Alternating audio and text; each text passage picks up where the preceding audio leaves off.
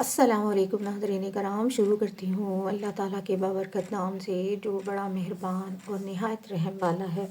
حضور اقدس صلی اللہ علیہ وسلم کے زمانے میں مردوں کو تو جہاد کی شرکت کا شوق تھا ہی، جس کے واقعات کثرت سے ملتے ہیں۔ عورتیں بھی اس چیز میں مردوں سے پیچھے نہیں تھیں، ہمیشہ مشتاق رہتی تھیں کہ جہاں موقع مل جاتا پہنچ جاتی۔ زیاد رضی اللہ تعالیٰ عنہ کہتی ہیں کہ خیبر کی لڑائی میں ہم 6 عورتیں جہاد میں شرکت کے لیے چل دیں۔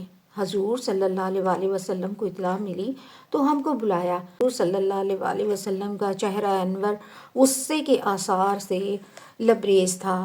ارشاد فرمایا کہ تم کس کی اجازت سے آئیں اور کس کے ساتھ آئیں؟ ہم نے عرض کیا یا رسول اللہ، ہم کو اون بننا آتا ہے اور جہاد میں اس کی ضرورت پڑتی ہے، زخموں کی دوائیں بھی ہمارے پاس ہیں، اور کچھ نہیں تو مجاہدین کو تیر ہی پکڑنے میں مدد دیں گی، اور جو بیمار ہوگا اس کی دوا دارو کریں گے، ستو وغیرہ گھولنے اور پلانے میں کام دے دیں گی۔ حضور صلی اللہ علیہ وسلم نے ہمیں ٹھہرنے کی اجازت دے دی۔ یہ سب اپنے شوق سے خود ہی پہنچ گئیں اور کتنے کام اپنے کرنے کی تجویز کر لیے۔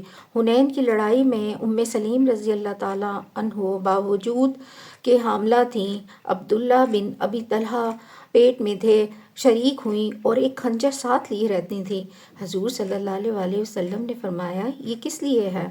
عرض کیا کہ اگر کوئی کافر میرے پاس آئے گا تو اس کے پیٹ میں بھونک لوں گی۔ اس سے پہلے احد وغیرہ کی لڑائی میں بھی یہ شریک ہوئی تھیں، زخمیوں کی دوا دارو اور بیماروں کی خدمت کرتی تھیں۔ حضرت انس رضی اللہ تعالیٰ عنہ کہتے ہیں کہ میں نے حضرت عائشہ اور سلیم رضی اللہ تعالیٰ عنہ کو دیکھا کہ نہایت مستعدی سے مشک بھر بھر کر لاتی تھیں اور زخمیوں کو پانی پلاتی تھیں، جب خالی ہو جاتی تو پھر بھر لاتی۔